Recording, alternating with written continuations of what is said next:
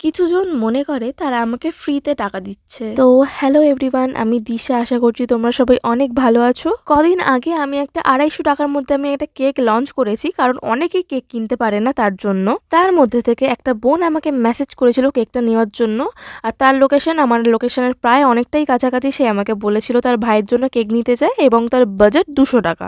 অর্ডারটা কনফার্ম করেছিলাম, আর আমি ভেবেওছিলাম যে যেহেতু আমার থেকে বোনটা অনেকটা ছোট আর তার ভাইয়ের জন্য কেকটা নিতে চায়, আমি তাকে 200 টাকার মধ্যে 1 পাউন্ডের কেক বানিয়ে দেবো। সে আমার থেকে কেকটা কখন নেবে সে কিন্তু আমাকে একটা বারও জানেনি। সে শুধু বলেছে সন্ধ্যার সময় নেব। তাও আমি তাকে বলেছি যে তুমি 7:30 বা 8টার দিকে এসো। তো তার আগেই আমাদের বাড়ি চলে এসেছিল। আমি তাকে আগেই বলে দিয়েছিলাম যে তুমি যখন আসবে তার আগে তুমি আমাকে কল করে দিও। সে কিন্তু একটাবারও আমাকে কল করেনি, এবং তার বাবার এত রুড ব্যবহার, মানে আমি বলে বোঝাতেও পারবো না। তো দেন কেকটা আমি রেডি করে তাদেরকে তাড়াতাড়ি দিয়ে দিই। তারপর বাড়ি গিয়ে আমাকে কল করে বলছে কেকটা এত ছোট কেন।